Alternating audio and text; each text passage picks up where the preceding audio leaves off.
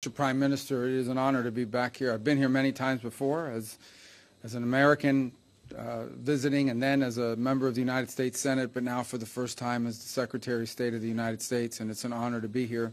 And it's an honor to serve in this role on behalf of President Donald Trump, who, as you've accurately stated, Mr. Prime Minister, is a tremendous friend of Israel. There's been no stronger ally for Israel in the White House than President Trump. He's also a man that speaks clearly and unambiguously and makes clear his views on issues.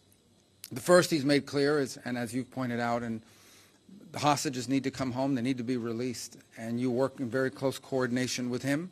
He's working in very close coordination, but with the Prime Minister and his government in ensuring that that happens. That must happen. It's not optional.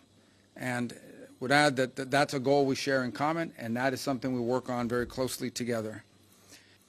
The President's also been very bold about his view of what the future for Gaza should be. Not the same tired ideas of the past, but something that's new, bold, and something that frankly took courage and vision in order to outline. And it may have shocked and surprised many, but what cannot continue is the same cycle where we repeat over and over again and wind up in the exact same place. Related to that, the President's been very clear. Hamas cannot continue as a military or government force. And frankly, as long as it stands as a force that can govern, or as a force that can administer, or as a force that can threaten by use of violence, peace becomes impossible. They must be eliminated. It must be eradicated. On the broader issues that we discussed as well is the questions in Syria.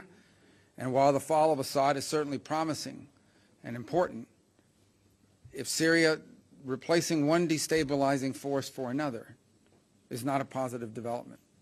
And that is something that we will watch very carefully as we seek to craft our own strategy with regards to how to approach the events in Syria. In the case of Lebanon, our goals are aligned and the same. A strong Lebanese state that can take on and disarm Hezbollah. The common theme in all of these challenges is Iran. It is the single greatest source of instability in the region. Behind every terrorist group, behind every act of violence, behind every destabilizing activity, behind everything that threatens peace and stability for the millions of people who call this region home, is Iran. And by Iran, I mean the Ayatollahs. By Iran, I mean its regime. A regime who, by the way, its people don't support. The people of Iran are victims of that regime.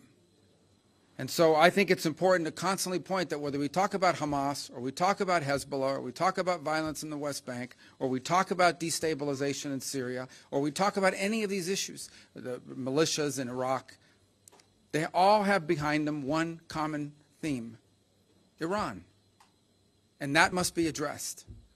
And there can never be a nuclear Iran. A nuclear Iran that could then hold itself immune from pressure and from action.